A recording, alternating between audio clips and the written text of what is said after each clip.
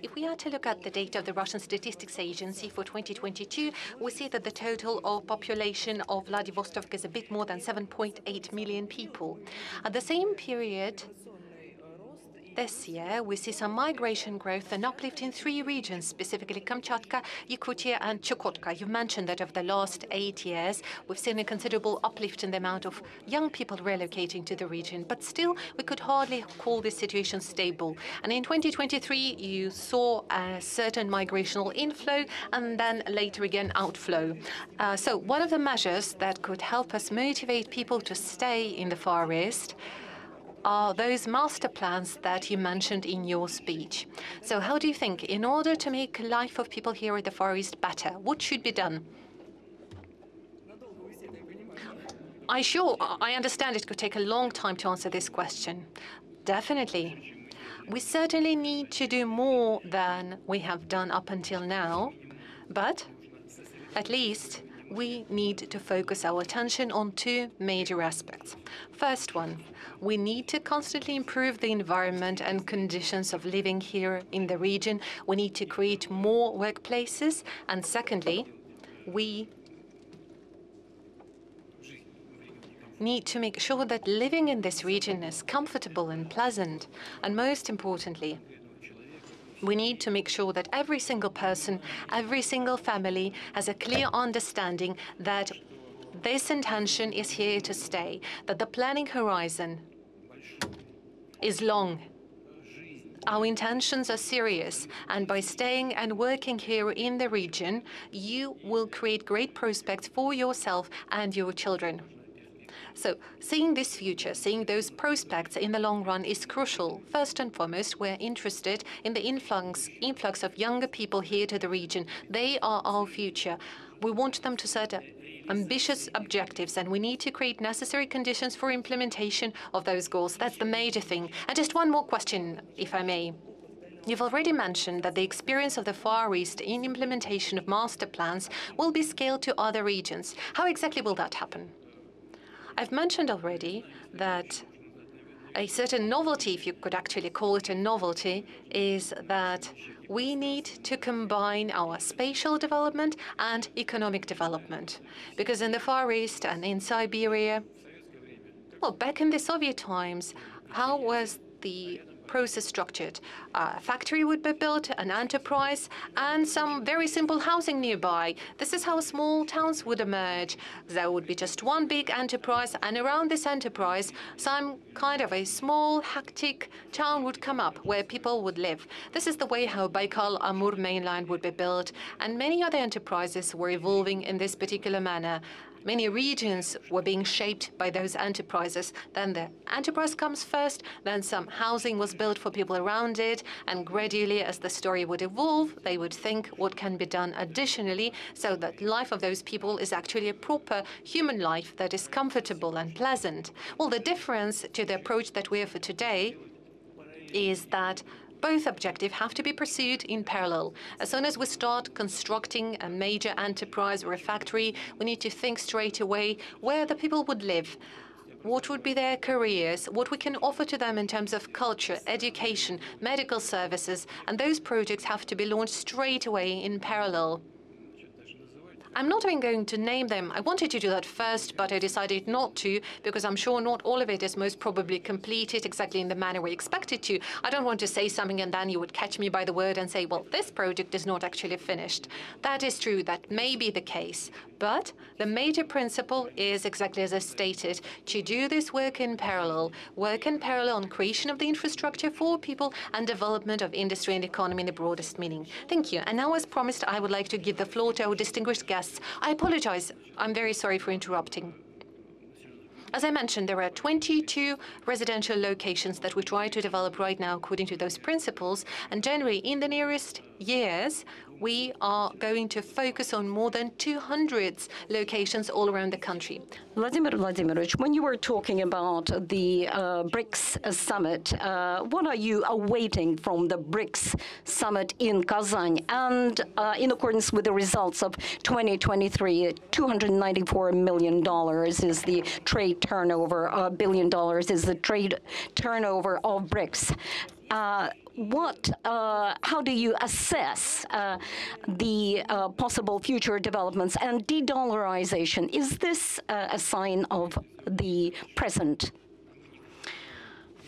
Well, above all, we are not conducting the policy of de-dollarization. We continue to conduct settlements in dollars. We were kicked out from dollar settlements.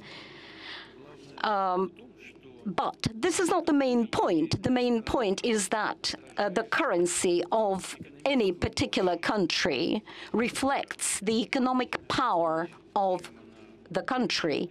And the bigger the economy, the more partners it has, the more popular is the currency for trade settlements. Well, it's natural that when you have a lot of partners, economic partners, you use different types of currencies in settlements. So using currencies for settlements depends on the development of the economy. After the Second World War, the United States used the opportunity of the results of the Second World War in the world economy, conducting the Marshall Plan, creating one global Bretton Woods system, which had been reconstructed and have created a single world currency, the dollar. And it all dependent and continues to depend on the power, on the capacity of economic growth and the economy of the country. And Prime Minister of Malaysia has just mentioned that there is a shift of development of the economy on a global scale. Global South accounts for more than 50% of GDP. World GDP. Well, the BRICS countries occupy 1/3 in the global economy and account for 1/3 of the global economy. So naturally, as far as the usage of different currencies is concerned, I'd like to say that with our partners in BRICS, the usage of national currency accounts for more than 65% of trade operations, which is quite naturally, well, the political forces of the United States have been deploying non-professional methods and, in a way, moving us toward that decision. They probably understand the mistakes they have made, but it's far too late for them to turn back. They think and they see that something should be corrected, should be altered, because the instruments they've been using are not working. We are using our national currencies in trade operations, but it's difficult to change the situation now. Because in changing anything, they would have to accept making mistakes. So they've been calculating in such a way that we would be destructed, which hadn't happened, but the tendencies are obvious. And the tendencies of development on the global scale are actually moving us towards using national currencies in settlements today. As of today, Chinese economy on the parity of buying capacity is more than half of the world buying capacity. So the volume of buying capacity and the parity of buying capacity is larger. The U.S. occupies the second place in the world, but China is growing, and the Chinese currency is used for trade and by trade partners in settlements. and currently, it's Russia is in the third place. We have taken over Germany in this case, and we have taken over Japan.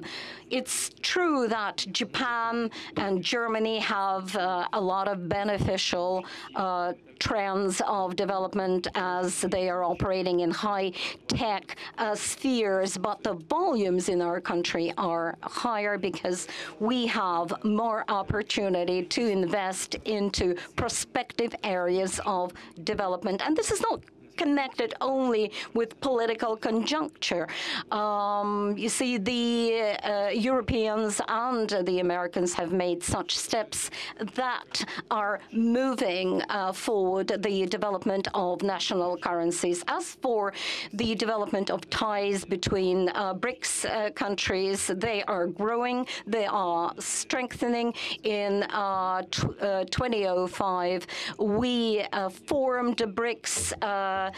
Russia and China were then joined by Brazil. Now we have expanded the number of members. More than 30 countries of the world are ready to cooperate and work within the BRICS, and some of them are ready to join BRICS.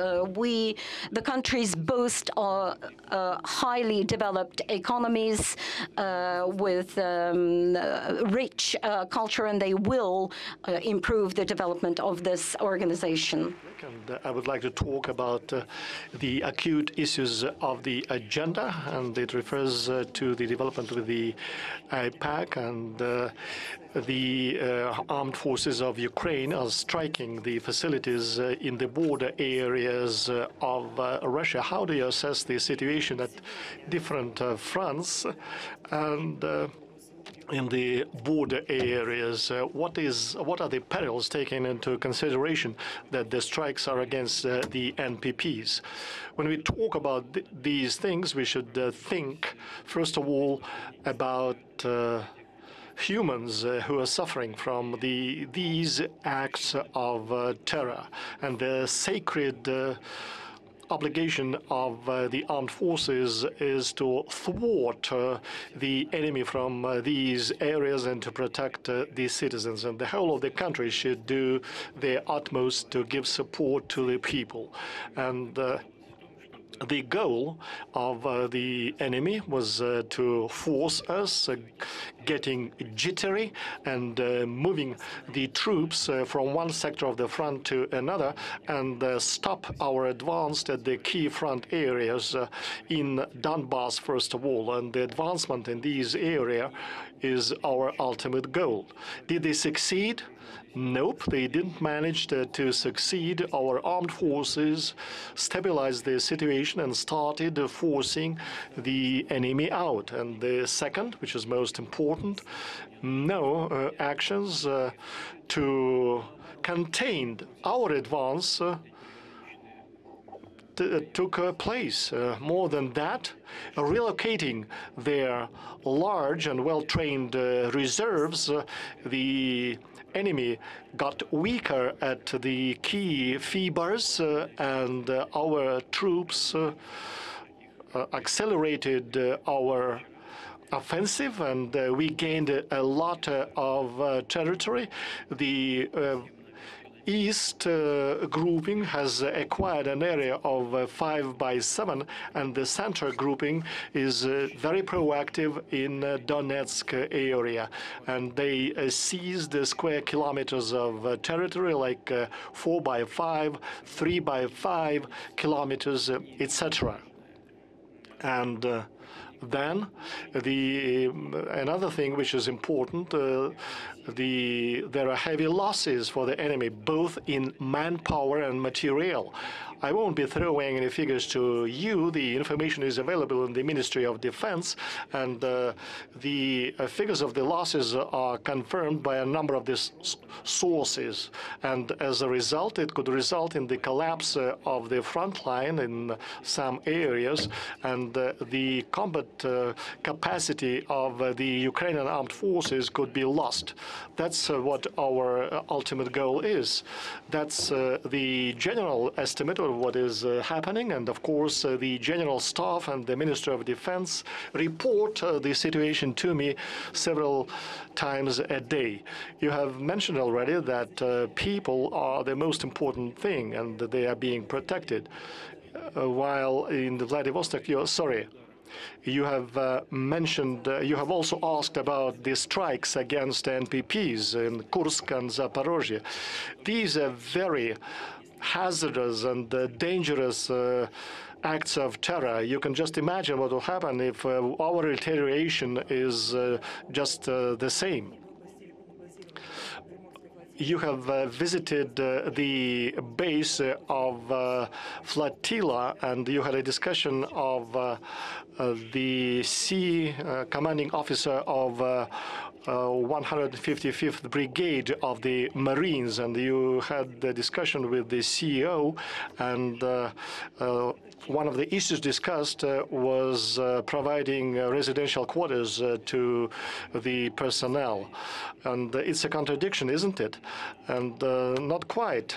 And the brigade commander of 155 did not have been talking about householding the things, but actually it was me who has been looking for the place to build residential quarters, and I'm sure that it is necessary to implement the construction plans in time, and they will be fulfilled. And of course, the other commanding officers have raised different issues about the well-being of the soldiers, and I have been talking with the CEO of 118th Brigade and of the Pacific Fleet, and of course there are some requirements for the residential quarters for the personnel of the boys who are fighting over there, and they are doing their duty in a heroic manner.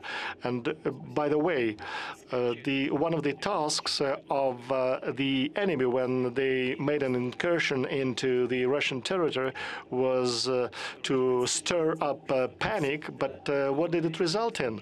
It resulted in the consolidation of the society. That's what always is happening in Russia. It is signified by the fact that the number of the men who are signing contracts with the armed forces has grown. Another thing, as far as social welfare of the servicemen is concerned, the country should take care of it.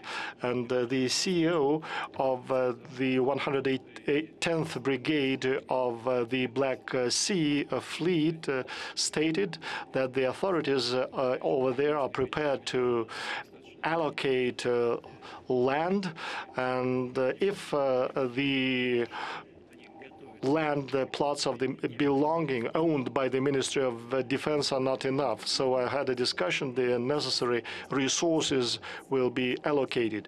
You have mentioned that Kiev might start negotiations with Russia if there is a failure of their offensive in Kursk region.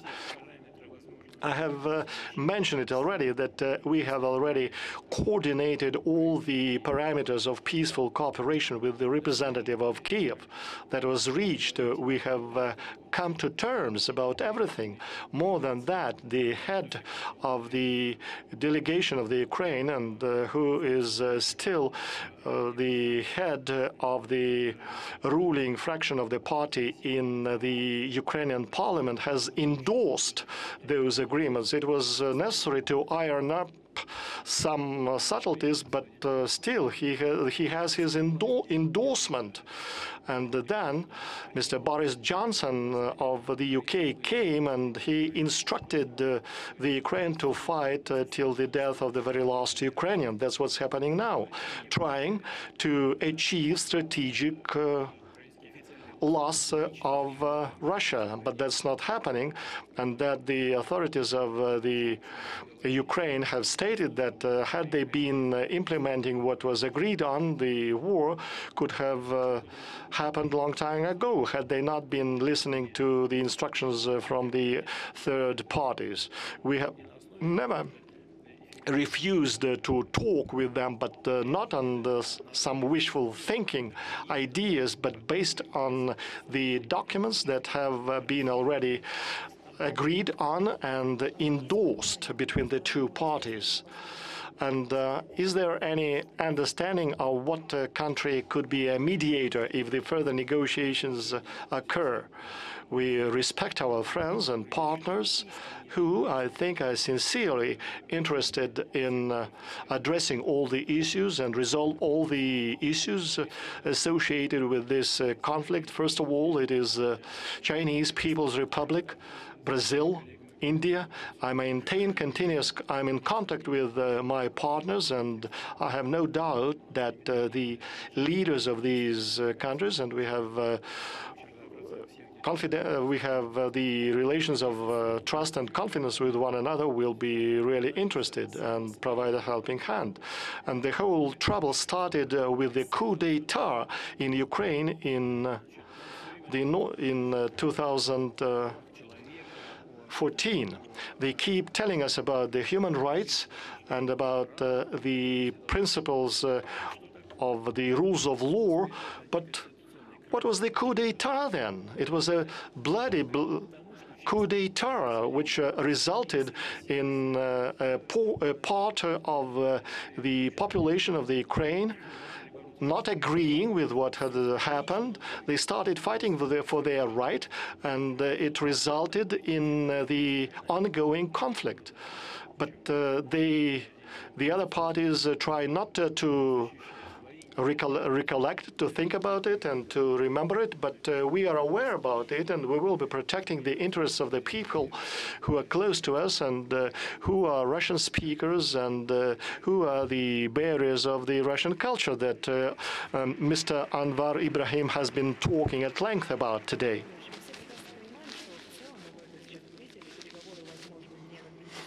So we understand that the negotiations are possible not with Kiev, but with its foreign mentors.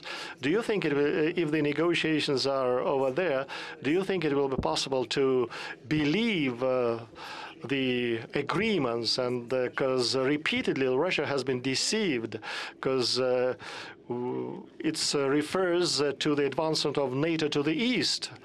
Is there understanding how to deal with them now?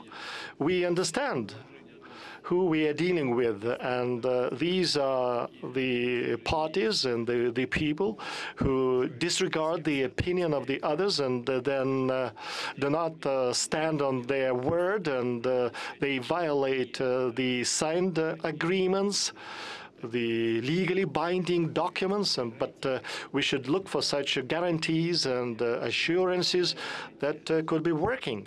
But the most important guarantee and assurance of security is the growth of Russia's economy and military potential of the Russian Federation, and reliable and stable relations with our partners and allies. Mr. Anwar Ibrahim, we have discussed it now with President Putin that Russia has been trying to find a peaceful solution. And why do you think the negotiations in Istanbul were a failure and the negotiations failed? Well, I mentioned to President Putin last night that I happened to be on a visit to Istanbul, and the President Erdogan asked me to extend for a day because he was busy monitoring the development of the progress of the negotiations. And naturally I knew, and I thought at that time that the issue will be over, because apparently both parties have agreed the principles and the parameters. So I think I am, of course, of the view that you must secure peace, and it will help immensely not only with these two countries but the entire world, because it is disrupting the global chain supplies and etc. But you must start from somewhere, and as I understand, the parameters laid down in Istanbul was probably the basis for that understanding, and should work from there. And I think both sides have agreed, and I think President Putin is right. We support the initiative, but we must begin somewhere with the parameters that is fair and just. and one cannot renege on a commitment on these issues. And I think most countries should then implore that some basis, particularly that was agreed upon, must be honored so that we can secure peace as soon as possible. Александр, извините. Да, вы сказали о том, что нам не удалось. You have mentioned that we have not agreed with the help of President Erdogan, but we did manage to come to terms, to agree, and the document has been endorsed by the Ukraine. It means that on the whole, these agreements and the terms and conditions of the contract satisfy the Ukraine, and the only reason it was not implemented because they have been instructed and lectured not to live by the contract, and the ambition of the West was to reach a strategic loss, strategic defeat for Russia, to break it into pieces, and they believe that here is the manna from the heaven, and they will manage to achieve the strategic goals that they've been striving to achieve for centuries. Boris Johnson came and he said, no, keep fighting, and that's why they're still fighting. I was under the impression that those that are the leaders of the Ukraine are aliens or foreigners for their own countries. They do not think about the destiny of their own country, because such heavy losses, I don't know what they will be doing in the future. It is necessary now for them to bring down the age bracket to drafting people and doing what they did in Nazi Germany, Hitler Jugend, but that will not help. Next step will be to draft students, and it will bleed the country. And I'm just under the impression that it's not their peoples, but the relatives of the leading elite live abroad. They hop abroad, and that's it. So they're just covered, and they proclaim the nationalistic slogans and fooling their populations. But once again, I would like to state that if there is a desire of the Ukraine to carry on with the negotiations, I can do that, but based on the agreements that were achieved in Istanbul. And another subject matter, there is such a notion as Malaysian economic miracle, thanks to the economic zones that you have set up. What are the conditions for business, and are Russian companies welcome there? Well, I met a number of leading Russian companies yesterday and even this morning. We as a policy do not regard, as Vice President of China mentioned, we do not accept unilateral sanctions, but we are of course trying to resolve that so that we are not seen to be confronting any power or economic power in particular. So we focus on economic zones in the country, and Russian companies, I've told them, we are an independent country, the centrality. We want to be engaging with Russia more effectively, and I was extremely delighted that many of them are coming. When I asked them, when are you coming? This is we're planning. Some are saying, we will go next week, and a group will come in October. So there is interesting progress in interest, because of course we are fortunate because of the situation and our relations more so with China these days, that we have, for example, growth registered in the last quarter 5.9%, with inflation at 2%, with huge investments also from the United States, particularly in the digital and energy sector, and Germany in particular. So I think we will do whatever is necessary. We can learn from the comprehensive plan package that President Putin mentioned, There is enormous potential. I mean, the Russians should not in any way feel that we are influenced by others or prejudiced against others. There is this potential and this special relationship that Malaysia wants to offer to Russia as a friend of ours. Спасибо. Владимир Владимирович, если говорить... Thank you.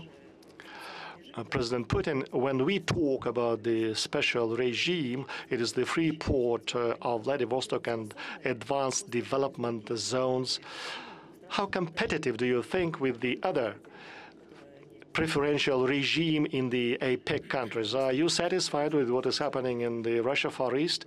We are happy to create a competitive environment and conditions over here. I will not go through the list, and many sitting in this conference hall are aware of what these measures are. It is the advanced development programs and free zones, free port of Vladivostok. There are many incentives provided to the business. When I start talking it at the governmental meetings, the prime minister is just getting nervous because he believes that we would like to give even more preferences. He said that's enough. There are so many. The deputy premier of Chinese People's Republic just referred to the economic forum in Harbin, and he was over there. He was sent to Harbin by Mr. Xi Jinping, our great friend, and I am thanking to the deputy premier for the work that took place over there. It was very interesting. And something that I would like to say, I think it was unexpected for both our guests and our audience. Will you spill the beans? Yes. It will be also unexpected for our premier and for Mr. Herman of Sberbank as well. No, they are okay. They will be able to stomach it. But that's what I would like to say. I have been talking with the representative of our diplomatic office in Harbin, and I asked him what is necessary to do for Chinese investors to come to the Far East. And he said the Chinese authorities do not restrain their investors. Anyone or any who can go over there can invest, but the conditions that are created in Harbin are more favorable than we have in the Far East. That's what it is. So the Chinese authorities have been working on special economic zones. They have been putting in place conditions for economic development, so we have to have a closer look at the benefits and preferences that the Chinese authorities are setting up in their territories, including in the border regions, so as to attract businesses from other countries, in particular from the friendly nation of China, to make them come and invest. We have to analyze all of that, and maybe we could complement some of these tools and instruments with some novelties, with innovative solutions to make sure that there is an interest on the part of investors and business circles. Yes, we are creating a favorable environment, but there's still some work to be done. That's what I wanted to say.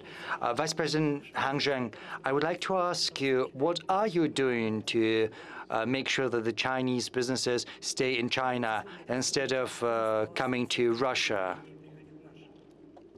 How do you... why are you asking such provocative questions? Well, because it's a provocative question. Yes, we've got to attract them to Russia to come here. From the outset, I would like to say that the Chinese government has always been supporting Chinese investment abroad, and in particular to Russia and to the Russian Far East. President Putin has mentioned China's cooperation with the Russian Far East. President Putin has broached this subject, and we discussed this subject when we were in Harbin. And we've got to have a look at this question at both sides. On the one hand, China and the Russian Far East are engaged in very close, high-level cooperation. We've got a very solid foundation for such cooperation. And we've got some tangible outcomes of this cooperation. As far as I'm aware, over the first 7 months of this year, in cooperation between the Russian Far East and the north east of China, the trade has exceeded $60 billion. And that accounts for about 40% of the total trade between our two countries. So the trend is very positive, very dynamic. On the other hand, we have to look into the future. First of all, we've got to preserve this positive trend. In the trade between the two countries, the foundation for cooperation is very solid. The Russian Far East has a huge potential in terms of logistics, transportation, energy, agriculture, and mining. So we've got a very wide gamut of avenues of cooperation to be pursued, and we've got to preserve this trend, but this is not enough yet. We've got to look into the future, and we've got to expand our cooperation to other industries. I refer in particular to green development, digital economy, and probably maritime industries. And of course, culture needs to be covered as well as art. There's a very big potential in these fields. Let me share with you one experience of mine, an adventure, as it were. At President Putin's invitation today, this morning, I visited two branches of Russian universities here. One of them is the Conservatoire branch in Primorsky Krai. And you know, this trip has left an indelible impression. I've looked at these facilities, I've looked at the buildings, I saw students and school children, you know, from the third year of the university. They were performing admirably, playing some classical music, dancing, and the ballet, the Swan Lake, namely, and I was deeply impressed. And I said, yes, we've got a very good level of cooperation between our two countries in these fields. And I'm happy to see that each year there is a very big flow of Chinese students coming to Russia to study arts. As far as I know, from Heilongjiang province, 40 students have arrived as of now to Russia. So there is a very big mutual interest between these two regions in deepening their ties and cooperation, and the Chinese government has always been supportive of all businesses and companies, be that public-owned or private ones, supporting their investment into Russia's economy and the economy of the Russian Far East in particular. So we've got very wide cooperation opportunities. Thank you. Prime Minister Ibrahim, two secrets have been revealed. We've got to learn the third secret from you. Is Malaysian business interested in coming to the advanced development territories and the free port of Vladivostok to work in a full-fledged manner here? The region, Vladivostok, was something new to us. This is my first visit, and a number of discussions have taken place.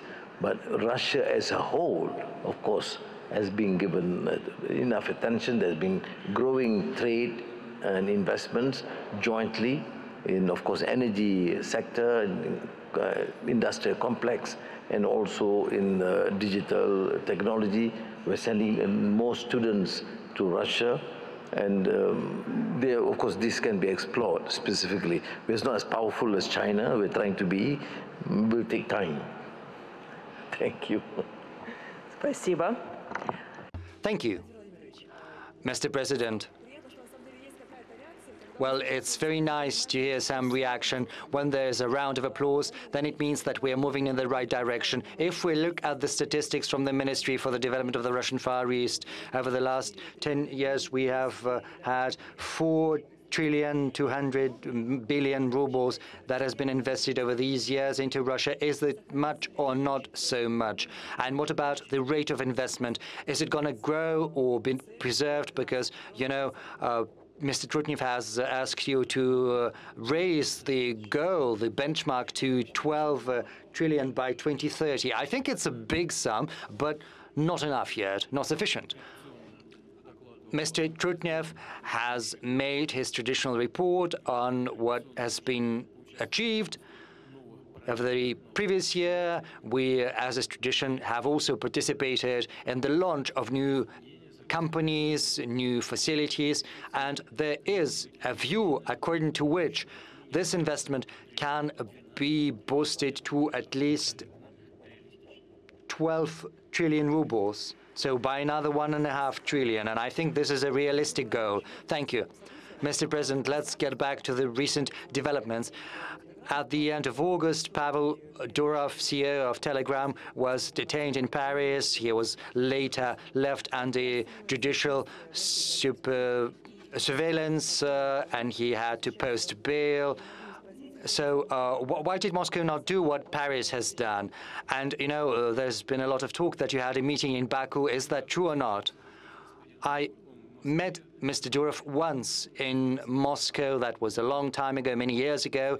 He spoke to me about his plans. So, you know, I've got regular meetings with business circles, and he attended one of the meetings that took place in the Kremlin in Moscow. I do not remember when exactly. It was many years ago. He spoke about his plans for his future businesses, and since that time we've not had any contacts. So why meet in Baku? I do not know why I would have done that. Moreover, I was not aware that he was in Baku.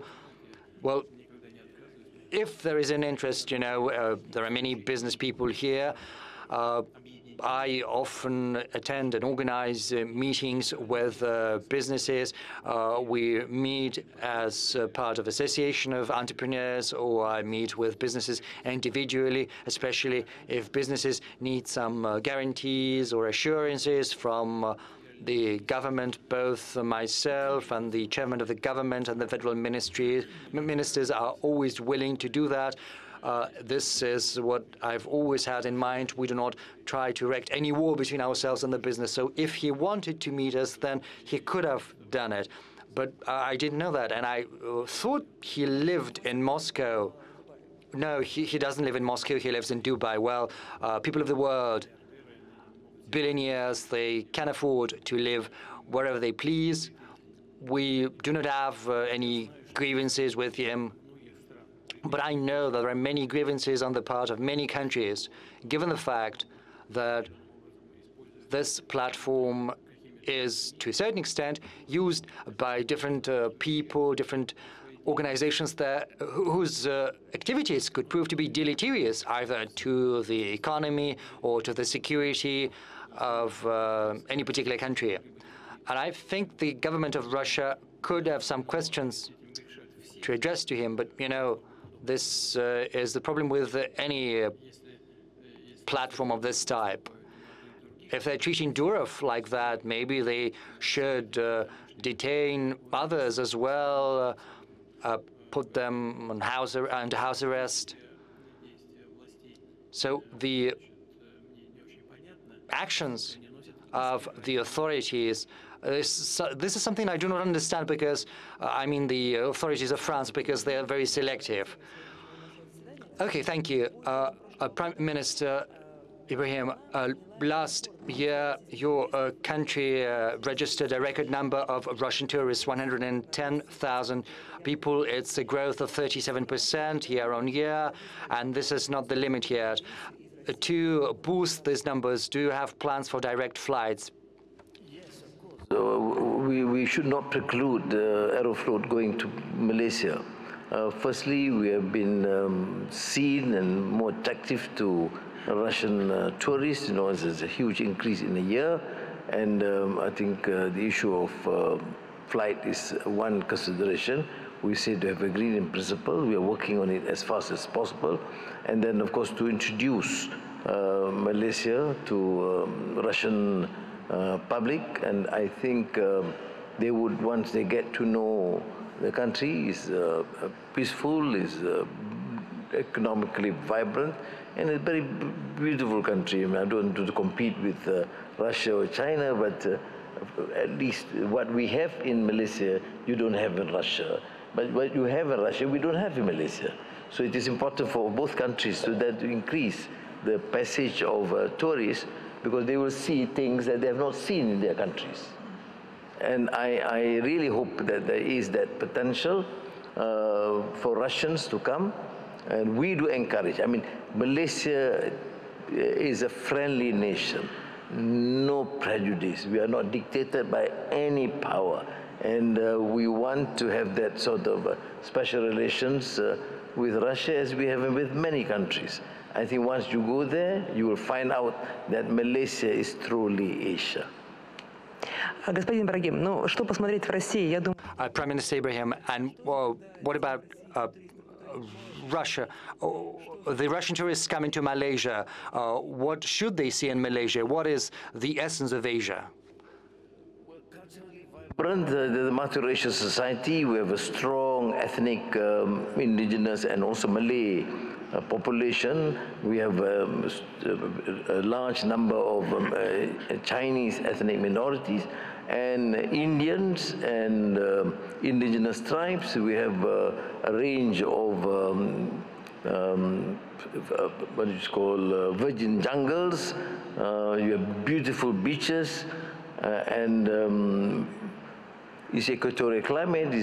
We don't have winters, so you can have your swim throughout the year. And that's, of course, to my mind, an advantage.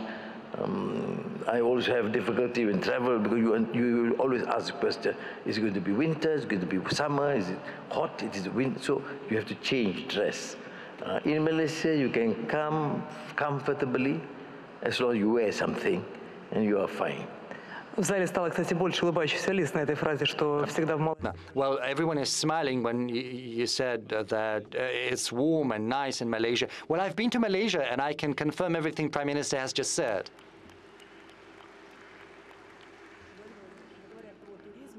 Mr. President, we've spoken about tourism. You are traveling a lot across Russia. We are developing domestic tourism as well. In 2023, 83.5 million Russians traveled across Russia. That's a 23% increase, and many are coming to the Russian Far East, more than 6 million last year. What kind of economic benefit does it bring to Russia, this increase in the tourism exchanges? And many countries across the world, tourism is one of the dynamic industries. Well, we shouldn't go far. Yeah, you know that around 5 million people from Russia go to Turkey, and this is an important source of income for the budget of the country. Tourism is becoming an increasingly efficient industry across many economies of the world, and this should also be the case in Russia, given the vast tourism potential we have, and that's why the government has adopted a whole program dedicated to developing internal tourism. A lot has been said on the subject. I'm not going to add anything new, but to these ends, we need to develop the infrastructure, we need to care for the environment to make sure that the development of tourism does not have a harmful effect on the environment. We've got many projects like the 5 Seas and Lake Baikal. Many are aware of about that and have heard about it. There are special preferences to those who build small hotels, especially if these are not permanent buildings, and all of that is delivering results. There is a wonderful region of Russia, the Russian Far East, and its tourism potential is infinite, and it's going to attract an increasing number of tourists. And it's great that Russian citizens are turning their gazes increasingly towards internal tourism opportunities, because it means staying within your area of culture, of your language. You don't have to run into problems when crossing the border, the customs, and you can communicate with our history, with our tradition, with our nature. And this is something fascinating, that's magnificent, but we still have a lot to do to bolster this process. And as for the benefits for the people, well, if you live in a territory which is visited by tourists, then your level of living, standard of living is growing because it means more money coming into the regional budget and to the budgets of all levels, and also brings money to the citizens who live in this region. The more attractive a region, the more investment it attracts from the private investors. So this is a win-win situation, and it's kind of a virtuous circle. But these are the prospects. But if we look at the statistics, we'll see that the economy is doing well. The unemployment is 2.4%, which is a record low. But if we study the statistics, we see that some key industries are lacking human personnel because 47% industrial enterprises were suffering from shortages of labor. These are some of the latest statistics. Does it mean that the economy is doing too well, or maybe we simply lack manpower? Well, the economy is doing well, but there is a lot to do. You know, we remember Faustus by Goethe. Oh, please stop, you wonderful moment in time. We never should stop. We have to reach for the horizon. Nothing can ever be all can never be good all the time. But of course, the economy is developing steadily on the whole. Last year, we were rejoicing because our GDP grew by 3.4%, if my memory serves me right. Whereas in the first 6 months this year, and this is something we discussed yesterday, I said the GDP grows by 4%. Mr. Oreshkin has corrected me. It's 4.6% in the first 6 months this year. This is a very good indicator for our economy. Well, I think it's going to be adjusted by the end of the year, but we can expect that at least it's going to be no less than last year, but probably the GDP growth is going to be even superior to the growth last year, and that is the most important indicator for the state of economy. In Malaysia, inflation stands at 2%. Unfortunately, in Russia, it stands at a higher. Our target for inflation is 4%, but right now it's around 9.2%. But right now there is a downward trend. Right now inflation stands at 8.9% and is decreasing, which is a good thing. As far as lack of manpower is concerned, so Mr. Solzhenitsyn, whom Prime Minister has mentioned, he used to say that the most important task for the government is to preserve its citizens, its population. We have to care for families with children. We have to preserve the population. But the labor market is indeed in a unique position. Around 2.5% is the unemployment rate, which is a historic low. This is due to the demands of real manufacturing sector. How do we address this issue? Well, of course, we need to care for the population. We've got to increase the birth rate. We've got to create the favorable environment to make it fashionable to have as many children as possible. You know, in the past, families used to have 8, 9 children per family, but this is just one avenue to pursue. The other one is to increase the labor productivity to make sure we can do more with fewer people. Well, as far as how to go about that, well, Vice President Hang Zheng has mentioned several instruments and tools. We need to introduce artificial intelligence. We have to introduce new management methods for production, automate.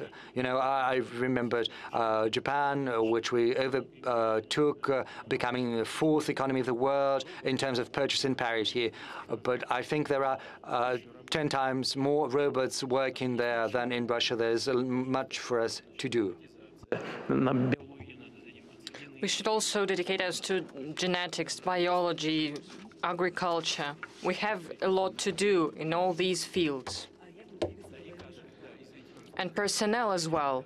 We should train personnel. This is one of the most important tasks of our government. That is why there are the new national projects that is called personnel.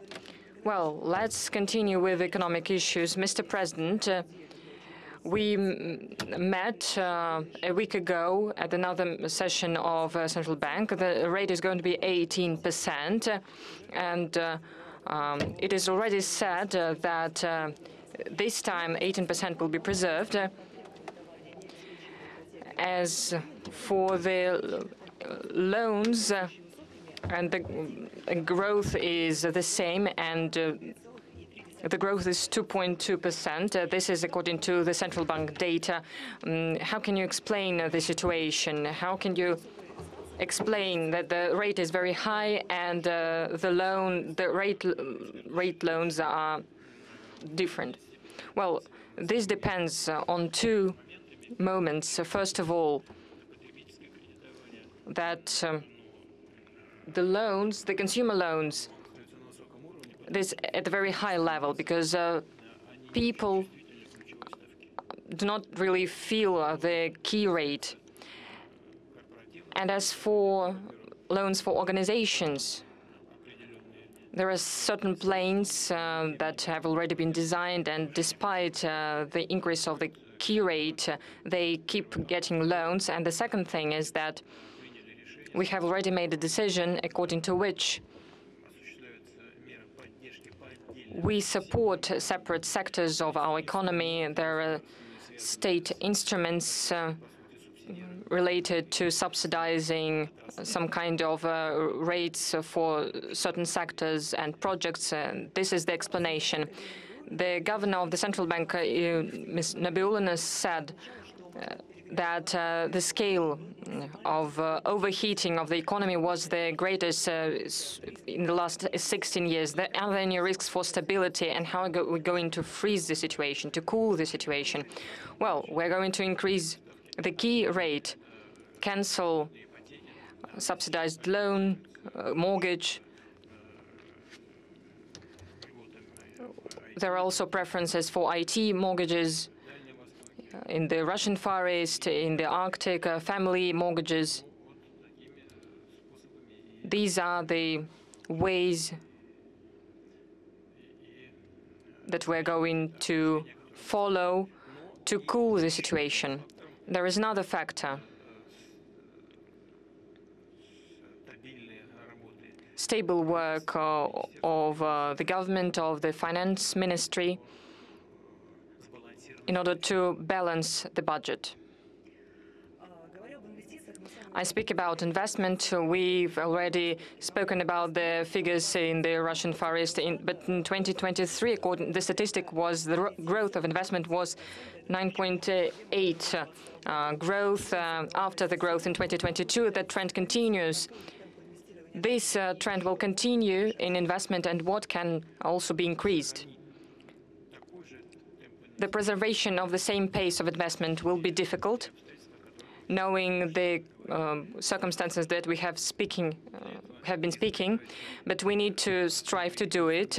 There are unique and special instruments of support that I have mentioned.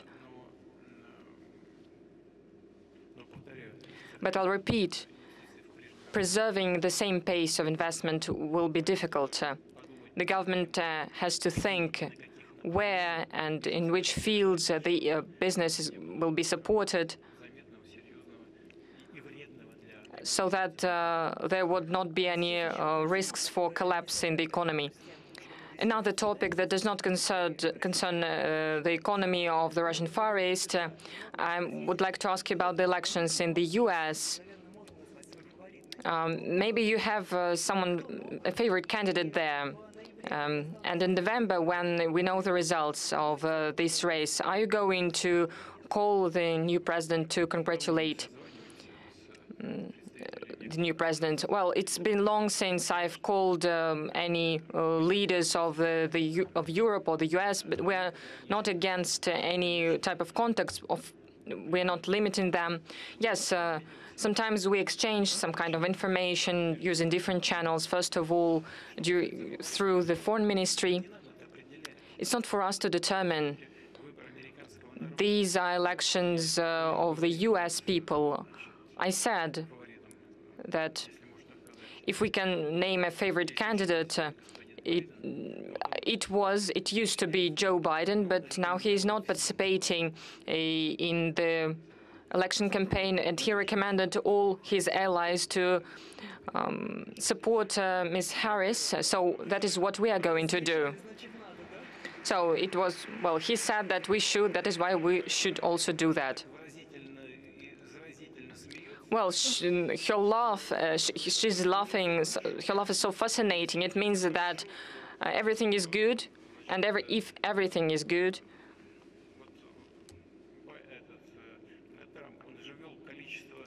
it means that, for instance, if we're speaking about Joe Biden, there are so many sanctions against Russia introduced, and if everything is good with Ms. Harris, maybe she'll refrain herself from such measures, or maybe she'll change them. So in the end, it will be the choice of the US people, and we will respect this choice. Speaking about the US, in August, there was the exchange of prisoners between US and Russia.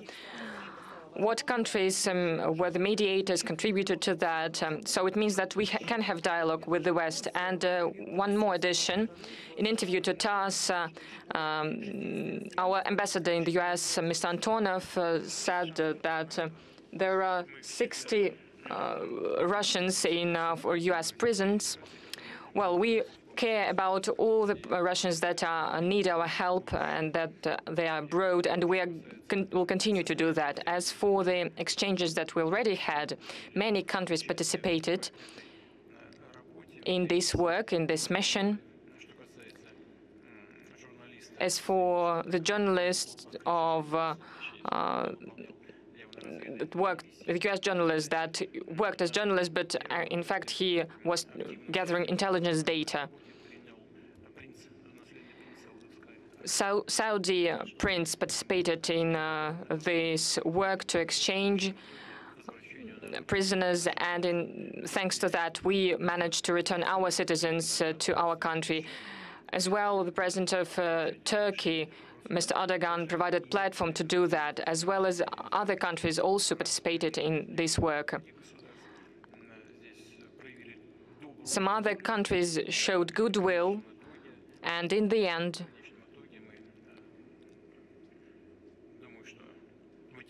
I think that we managed to reach a positive result in the interests of everyone who participated in it.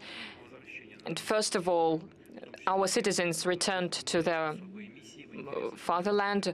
The most important thing that those who were doing some very important things for our country.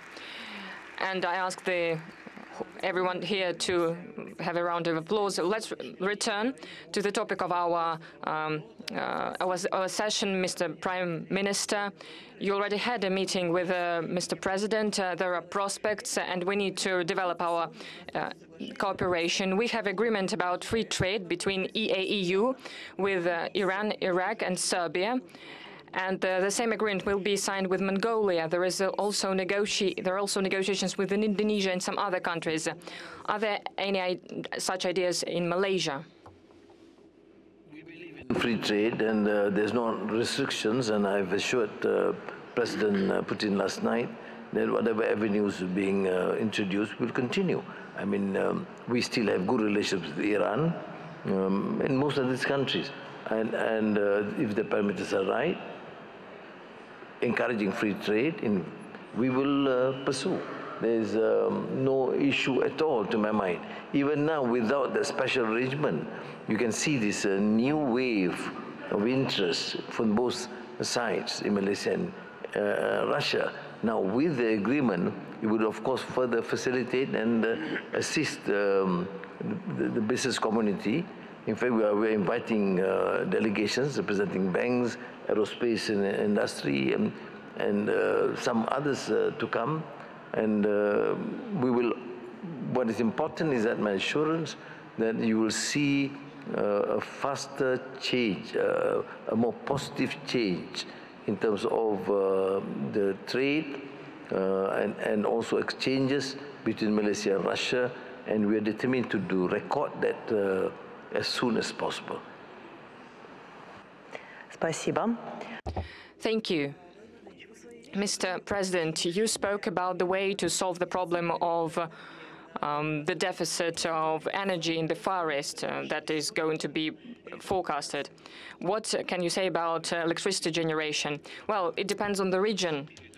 In Siberia, for instance, there is excessive electricity generation, and in the Russian Far East, there is scarcity of energy. So we need to take timely measures. For instance, repair facilities, modernize deeply certain facilities. So we have plans that are being designed. Some of them are already approved. We need to do it on a timely basis and need to establish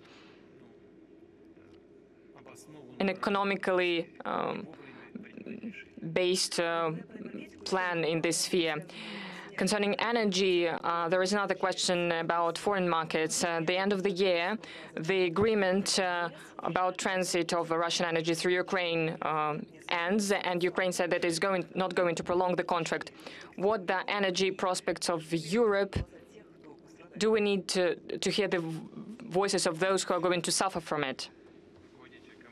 Well, there is the head of Gazprom, just here in the front row.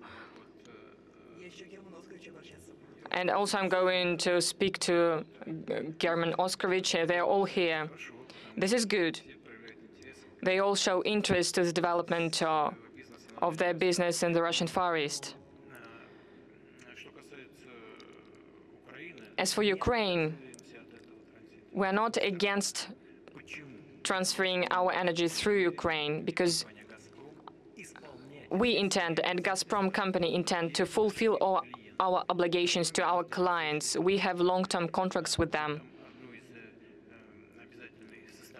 One of the obligatory components of this work is the transit of our energy. We have transit contracts that expires on the 31st of December this year. But if Ukraine doesn't want to prolong these contracts, we cannot make them do that. So our main consumers in Europe do not want to do that, but they support with military products and with finances to Ukraine. But Ukraine does not want to transit our energy, our gas. That is why the volume of the gas that we provide to Europe will reduce. We will use Turkish flow or other gas pipelines that are used for domestic consumption, but they will help to support energy stability in Europe. But that is their choice. We don't know how this is going to affect them. We have our own issues, and they should dedicate themselves to their own issues. I don't know how to characterize all of this. How to characterize this attitude to their own partners and allies. This is strange for me. I cannot understand that. They blew up our gas pipeline on the bottom of the Baltic Sea. Two pipelines of Nord Stream 1 and one pipeline of Nord Stream 2. Why the German government cannot agree with us? It means that one gas pipeline, 27.5 cubic tons of gas can go through one pipeline of Nord Stream. Why wouldn't they open it? Why wouldn't they use the gas pipeline that we have? They can use the gas that they receive from the Turkish pipeline. Is okay, but they cannot use the gas pipeline that goes through the bottom of the Baltic Sea. This is something absurd. Why? Well, if they don't want to, okay, we will raise our supplies to other regions of the world. We'll do it consistently, consecutively. For instance, speaking about China, even before the conflicts, before Ukraine,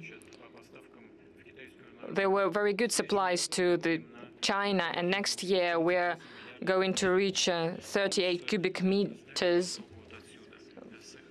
to China from here, from Sakhalin, from Vladivostok, 10 more million cubic meters, and it does not concern Ukraine. These are our agreements that were reached many years ago. We are implementing all of that, and we're going to develop liquefaction of natural gas. There are experts who know about that even better than everyone else, and the share of Russia's supply of LNG is increasing. It is not really big. We wanted it to be bigger, but despite any complexities that other countries try to create for us, we are still going to supply LNG. Some countries try to impede the development of our energy, but this is not possible because the production of energy is at a limit. That is why all these actions are impossible. Let's imagine that tomorrow everything is going to be closed. Gas, oil that we supply. The world economy is not going to overcome this. The prices are going to skyrocket, but people will still buy it. This is the cause. When those who show us do not wish us anything well, when they do that, they do not do this from their heart, and they are not very intelligent if they do that. They're guided only by their arrogance and their self-interest. We are going to solve our problems. If they don't want to cooperate with us, then they will lose money. We see what is happening in Europe, and the situation is on the brink of recession in some of the countries, because those who provide energy resources to them, first of all, think about their own interests, of their own national interests. Because the prices, they provide 50 or 60% more, and first of all, I'm speaking about gas. Of course, the European economy, first of all, Germany, that is based on our energy, is really affected, and many industries just close. But this is not our choice. We are ready. You could agree with Poland, for Poland to open their pipelines because they exist. Yamal, Western Europe, it was closed by Poland, and now Ukraine closes another route. As for the Nord Stream 2, it is not being used. If they don't want to, well, that's their choice. Yes, we're going to have a less inflow of finances, but then we'll use it inside of our country. Well, we will be willing to develop the so-called social gasification. Well, I'd like to specify about gasification, since we've heard Mr. Miller mentioning the amount of gas being transported through the North Stream pipeline. I wanted to ask you about those projects that are being implemented in Middle Asia with Iran and China. Does Gazprom have prospects to recover the current volume of gas supplies to the foreign markets? Well, I've mentioned that already. We're about to reach design capacity of supplies to the People's Republic of China. As for the supplies to the Middle Asia, well, Iran specifically, I want to make it very clear that is not directly related to the events in Ukraine. It's just that the economies of those countries are actively developing. They therefore require additional resources. It's as simple as that. Again, take example of Uzbekistan. It is a well-known fact. The incremental growth of population is 1 million people a year. Just imagine it. 37 million people are already living in this country. Very soon it will be 40 million. The economy is growing. And of course, they have some commitments undertaking at the foreign markets. Obviously, all of that requires additional resources. It was minus 21 degrees centigrade in Tashkent last winter. That has never happened before, I guess. Obviously, they need more fuel, more energy resources, and we have them available. So we will be coordinating our actions with Turkmenistan, obviously. Iran has long been requesting us to provide supplies. But this is very convenient for us. The reserve is close nearby, and we'll be thinking about that. I believe this is a very doable project. The neighboring markets are huge. I mean, the markets close to Iran, and the opportunities there are colossal, and we will be able to pursue those markets. And of course, we'll be engaging in gas liquefaction projects, and obviously gradually we will be recovering the volume of sales on our side, no doubt on that. And of course, we will be developing our domestic economy in many regions, and specifically here in the Far East, there is a clear deficit of gas generating capacities, and Gazprom already has plans to merge the European part of gas transporting system and the Far Eastern part, so that we take care of the proper supplies and distribution. We have plans for that. Thank you. Let's continue this conversation about energy. Mr. Ibrahim, Malaysia is the second largest producer of oil and gas in Southeastern Asia. And by the way, the renowned Petronas towers in the capital are named after the largest energy company in your country. What is your current assessment of the situation in the oil and gas market in the world in general, and whether Malaysia is considering any joint project with Russia in energy sector? We are discussing the issue of energy transition, where I think Russia has an upper hand. We're discussing that. We are, of course, still continuing exploration, because the deadline is, of course, to ease the dependence on traditional dependence on oil or coal. But still, for now, it is important. I mean, we cannot deny the fact that the import of coal from Russia comes about $600 million. So temporarily, this energy is still required until we are able to transition into green energy.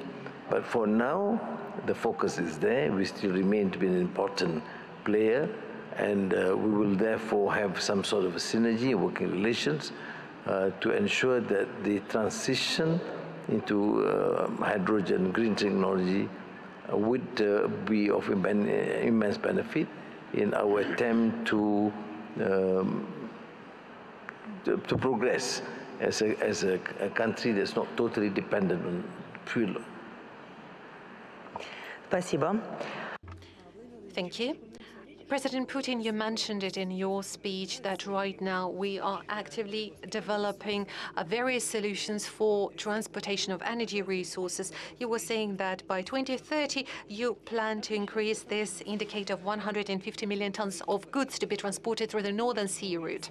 I'm wondering, what is the current progress on construction of infrastructure and actual vessels that will be using and circulating along the Northern Sea route? I know that you visited a shipyard nearby here in Vladivostok. Indeed, this is a question that should be at the very center of our attention, primarily because we need to take care of creating of the necessary infrastructure and capacities to take care of cargo transportation. So those are the vessels carrying cargo and the icebreaker fleet, of course. Russia has capacities of unique icebreakers. We have 34 diesel-driven icebreakers of different classes and 7 nuclear icebreakers that we have right now. 3 already in construction, and the 4th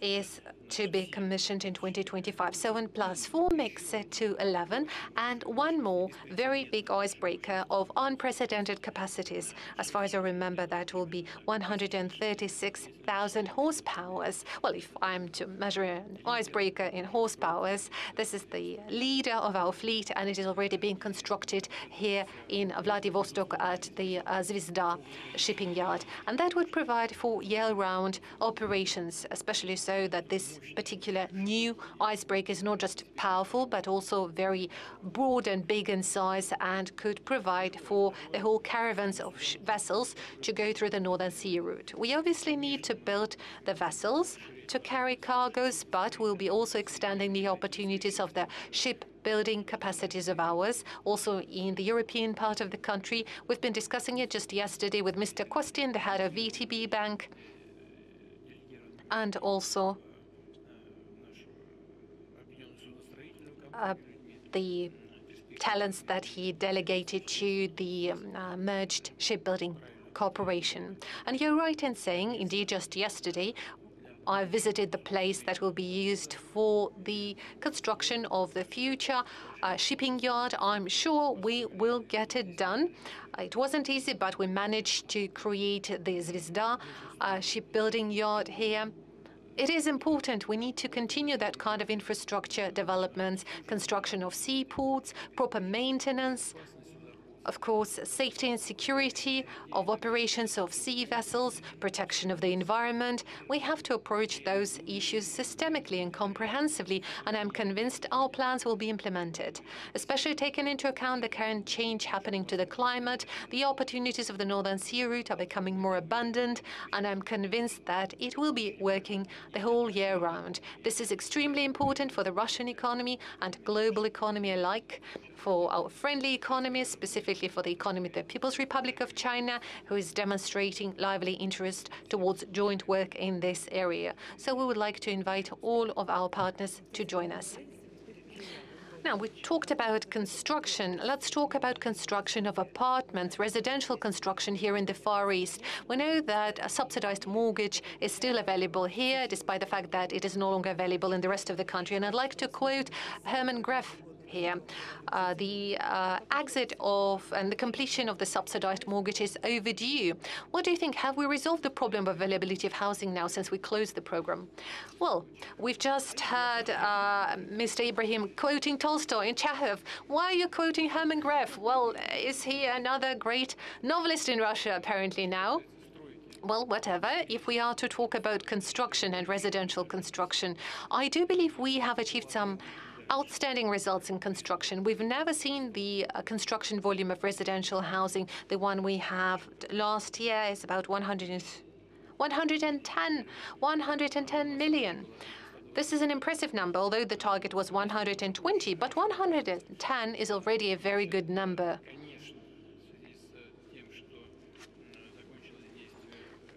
And since the subsidized mortgage loans are no longer available, it would inevitably affect the residential construction market. But I'd like to reiterate that we still have subsidized mortgage for IT experts in the Arctic and in the Far East. But the actions of our financial authorities and the Russian government are aimed at cooling down the market a little bit.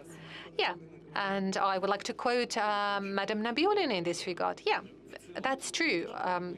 The governors of the central bank mentioned that we can't afford to have the market overheated, and we do not want that to badly affect our macroeconomic indicators. But nonetheless, I want to say that we have a very solid backup and a very solid foundation in terms of construction. Well, now, we do not get to quote Mr. Mutko that frequently, but he's still a renowned expert, I have to say, and he knows how to find the right words to express himself. So Mr. Mutko is doing a great job there from all of his heart. Yeah, all of his heart, but most importantly, with very good results. And this is not an irony on my side. Indeed, we see an impressive result, 110 million square meters of residential construction commissioned last year. And that is happening thanks to the work of the cooperation that Mr. Mutko is leading now. Again, we have some very solid foundation there, 165 million square meters is the amount of construction that we have. So I'm sure next year we will be fine. One more question to you, Mr. President, and then we will move on to other topics. One of the most hotly debated topics lately is that starting from November, there is a new law coming into force legalizing mining of cryptocurrencies. Before we had Federal Law 259 adopted on digital assets. Does that mean that Russia is heading into the area of digital currencies and cryptocurrencies? And should we expect some more legal novelties in this regard? Well, I believe already today Russia is one of the world leaders in terms of mining of cryptocurrencies and bitcoins, and I guess this is due to the surplus of power generating capacities in Siberia. But there are some questions associated with that. We are obviously happy to see that businesses operating in this area is getting some good profits, but nonetheless, the surplus of power generating capacities in Siberia must not become a deficit that could be an interfering factor for development of Siberian regions. Mining is good, but construction of apartments for our citizens, construction of enterprises and factories will all need energy supplies. Those are no less and probably even more important than mining developments. That is why the government has taken a decision that is supposed to structure this process. And as for digital currencies and digital ruble specifically, the decision is already taken by the Central Bank of Russia, and right now we are simply ramping up those volumes. Russian ruble is just one of the types of currencies, a type of a national currency that will be made available for participants of economic operations and Russian citizens alike. Thank you very much. As promised, I'd like to move over to the next topic. Mr. Ibrahim, I'd like to address you. We can't forget about the conflict in the Middle East. Please share with us your vision. What is the exit from the current situation? As I've consistently said, we cannot use the narrative of many in the media or Western capitals that it all began with the 7th of October Hamas attack.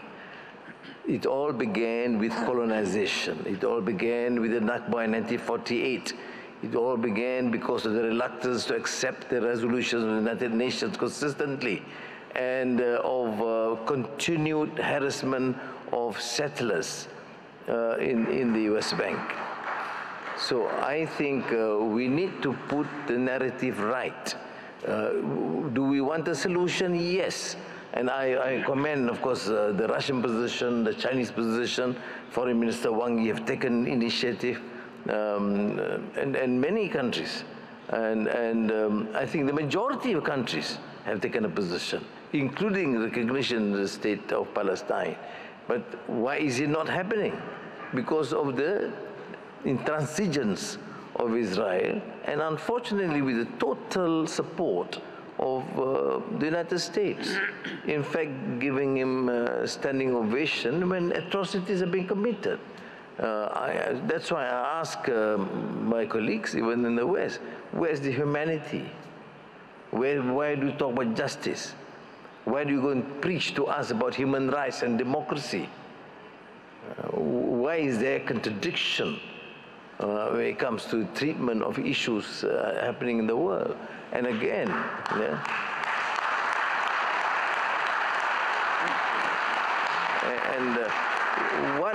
what we need in this world now is a consistent, coherent message. Yes, we respect freedom. Yes, we respect the dignity of man, of woman. Yes, we must oppose all forms of colonization. Because what is the issue in Palestine now, not only in Gaza, but all in Palestine, is the issue of dispossession. You conquer, you take people's land, you dispossess, you kill them, you detain them, you take over their houses, you treat them as open-air prison, and this is known. That is why I know we come from a small country. We know our limits. That's why we thank our dear friends here for their support. But it is creating so much a problem. Not only the Muslim world, but those who believe in freedom and justice. It is creating problems for us. Because people are saying, why are you not doing anything more when people are being killed daily? And that is my point. So I just hope and pray that there is finally sanity would prevail to those who have influence in the world, because they are finally accountable. No country, no person can continue to do this gross injustice and tolerate the atrocities and think they are safe. I don't believe that can ever be accepted. We want justice to all mankind. And of course, we cannot deny justice because they have different color or different religion or different creed. Justice means justice for humanity. And it's time that Palestine and Palestinians are treated as human beings, not as slaves or second-class people. Thank you. Спасибо. Владимир Владимирович.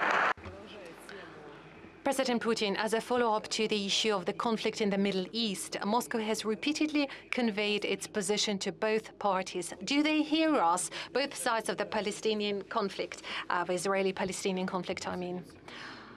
Well, I could repeat everything that our dear guest has just been saying. The position of Russia is not conditioned by the particular situation or particular precedent. Our position has always been based on the positions taken earlier, and those decisions should be at the heart of resolution of any conflict. Here we're talking about establishment of two independent states, and this position is shared by many people in the world, including, as strangely as it may sound, by many people in the United States. But unfortunately, this conflict has not been resolved, and this particular issue is exactly the reason for the current acute conflict. On our side, and by the way, today's problem is largely related to the attempts of the United States of America to have a monopoly of settlement of this conflict, because the United States is not perceived as a country with neutral position regarding this conflict, and this is exactly the problem. But I'd like to reiterate that we are going to do everything in our power, and I was saying that earlier at the meeting with Mahmoud Abbas. He's been to Moscow lately. We are going to do everything possible to make our contribution to settlement and resolution of this long overdue conflict. Thank you very much. Let's move to the next topic. And sorry, as for humanitarian matters, we are doing our best to address the matters related to the hostages that were taken, and I have to say that in this regard, we are achieving certain results, and we are very happy about it, and we'll keep intensifying our efforts and doing that in the future. Thank you. One more topic. Mr. Ibrahim, in your introduction, you pointed out that Malaysia is the chair of the ASEAN for the future. What will the priorities in working be, and what will you be? How will you be coordinating your efforts as far as Russia is concerned? Because sub-region is the most peaceful in the world right now, and economically most vibrant. The secret is, of course, in centrality is independent foreign policy position. We refuse to be dictated by any powers, and we maintain excellent relations with our neighbors. With Thailand, we are having special economic zone to promote and ensure there is more economic activity in the poorer sectors in north of Malaya and South Thailand. With Singapore, we have a special economic zone in Johor, which would encourage more business and investments. And with Indonesia, we have excellent relations. I was just in Brunei, And even on issues that is considered to be quite contentious, our decision is to continue with bilateral mechanisms, multilateral mechanisms. The only issue that we have to confront is Myanmar. It's not spreading in terms of its military activities, but it's causing some problems because, for example, Malaysia has to contend with 200,000 refugees from Myanmar. And I thought my position as ASEAN chair is, of course, to try and resolve. We don't want to dictate. You see, the problem, the failure sometimes in dealing with Myanmar, it's the military junta. You want to ensure democratic transition. I think what is important for Myanmar is peace. Get all the parties to speak and talk to each other and maintain peace. Then they decide for themselves what form of government they want to have, and do not dictate. And our problem with Myanmar in the past is to have to try and dictate to them what sort of government they should have. So in our 5-point consensus, we think that just respect these fundamental rules, we would move. But on a different note, different level, although we do have growing issues about particularly with the Philippines and China, our position is always to encourage the Philippines to continue to engage actively and try to resolve in the true spirit of ASEAN. And if we need to assist, we will continue to engage with our friends, because we always feel that there is a way for the future. I think more so, taking that position because of centrality, we do not want this region to be, again, a contentious region for the superpowers. If we have a problem in the region, we resolve it in the region. And we do not support any intrusion of other powers into the region. If we have problems, we try and resolve. And that's why I think my presence here in Vladivostok is to convey that message, that I think, contrary to some of the perceptions, we feel that our task is to ensure that we serve our people, that economically it has to be vibrant. And we want to show a new tradition of and diplomacy that engage with most countries, and Russia included. Some countries in the West may have a problem with Russia, they will deal with it. As far as we are concerned, we do not have a problem. We have some issues we want to discuss, we bring it up, you see. So I think we will start that tradition. So in ASEAN cohesion, we want to maintain that sort of relations. We may choose to disagree. I mean, I have very good relations with Premier Li Qiang. Excellent. It does not mean that we can agree on every issue, but we disagree as close friends. They talk about the issue of the more contentious issue with the South China Sea, and they keep on harping. You have a problem with China because of the border. We have a problem with every single country in ASEAN. I mean, those bordering Malaysia, because Malaysia is central. We have a slight border problem with Thailand, with Indonesia, with Singapore, with Brunei, with the Philippines. Is that a problem? No, it's not a problem. These are issues that we discuss. It does not in any way seem to be antagonistic. Why is it when it comes to China, you expect us to go and quarrel with them? I think we will continue to negotiate. Yes, we agree, and some issues we disagree. But in my experience now, I've taken over almost 2 years now as Prime Minister, I don't have a problem with China. So why must countries outside our turf insist that you have a problem? I don't. Now you have a problem, you deal with it. So I think that should be the ASEAN position, and to focus on the fundamentals. Yes, on economy, yes, on technology, yes, on AI, energy, and tourism. And I think it will be a great example of a sub-region that is peaceful and economically vibrant. Thank you. Спасибо. Господин Джен, у меня к вам вопрос по итогам прошлого года. Mr. Jen, the question is the trade turnover with ASEAN has reached more than $11.5 billion. As you see now, how do you assess the prospects of economic development of China?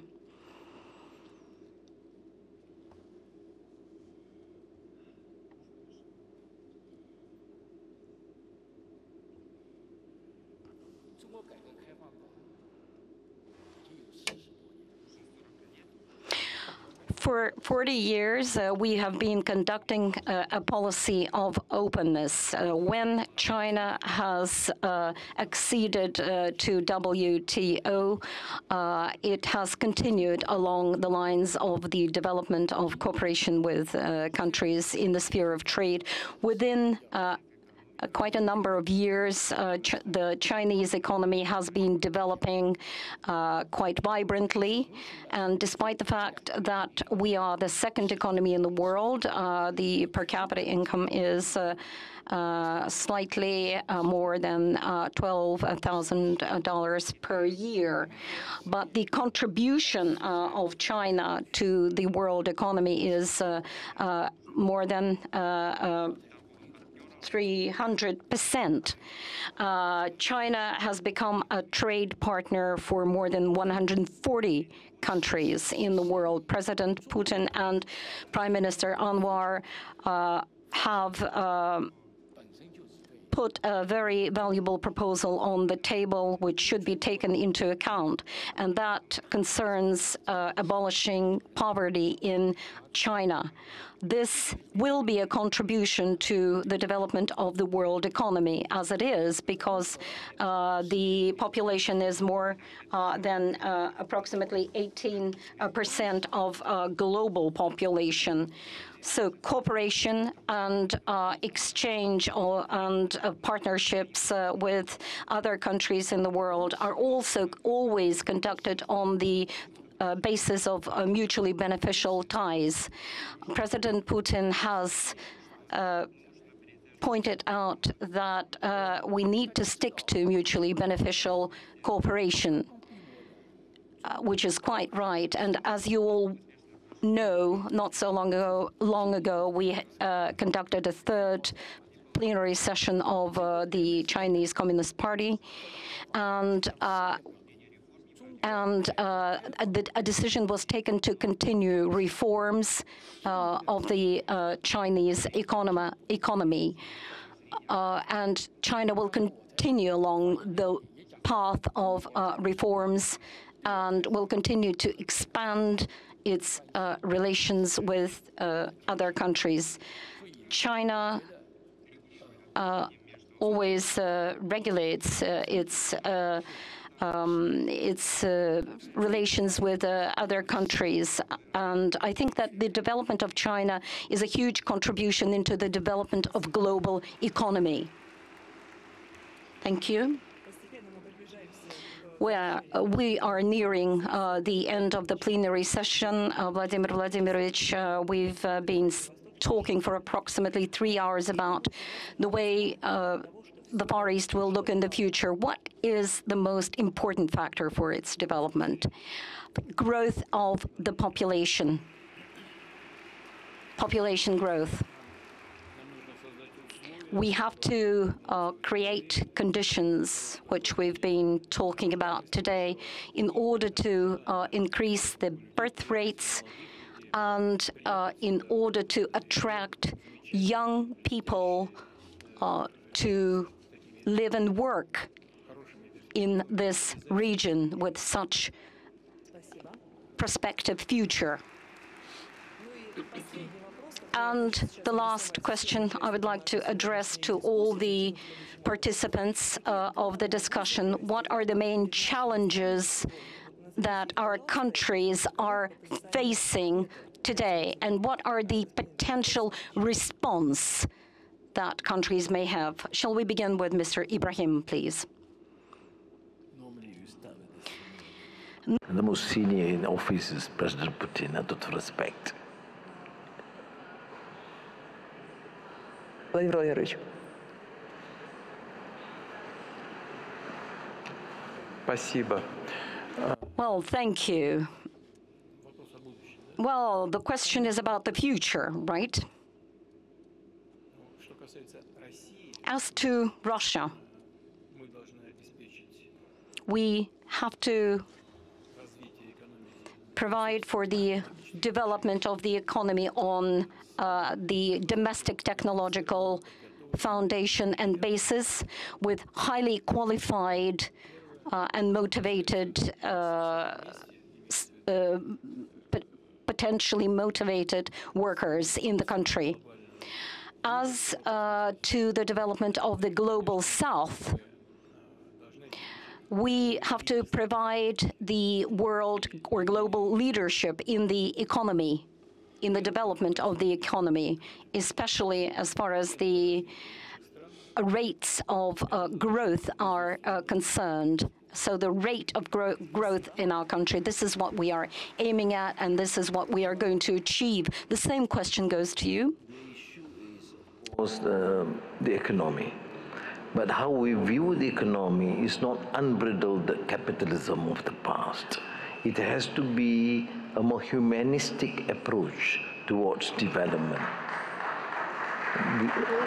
which means, of course, economic growth, more investments, more trade, but at the same time, more compassionate, more care towards the welfare of people. Poverty, I think the Vice President has mentioned. Housing, the President Putin has mentioned. I think these are issues that have been largely ignored. So the experience in some countries in the West with phenomenal growth, but abject poverty and poor housing conditions, low quality education is not our option.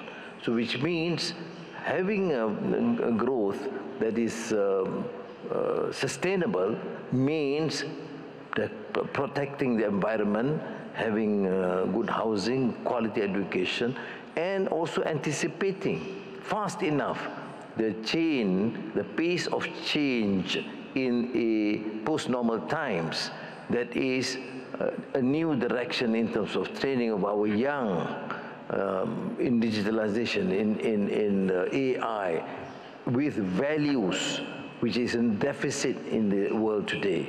I strongly believe that we want to progress as a country, as a nation. We cannot ignore humanity, values, and ethics. It is a deficit in this world. That is why you see so many calamities, gross injustice, and racism, even fanaticism, atrocities committed in the name of religion, because we do progress what dehumanize ourselves. That is why I started by referring to a lot of great literary works of Russian figures, because they always emphasize issues of ethics, moral, and humanitarian ideals.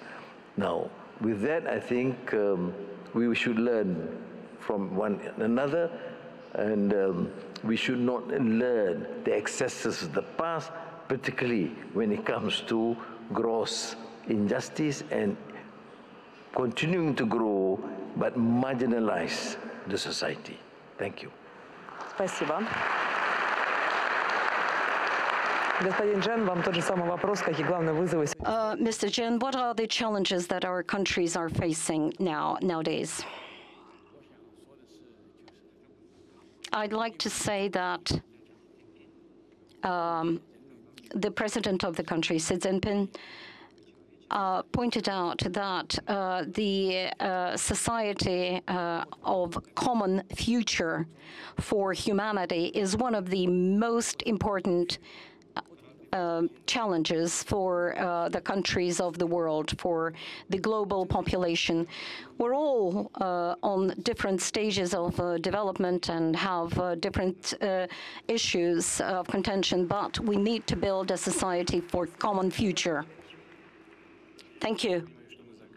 Well, as far as I understand that we are rounding up our discussion, I would like to extend my gratitude to the guests of this discussion for the participation in this discussion and the attention to what is happening both in Russia and in the Far East.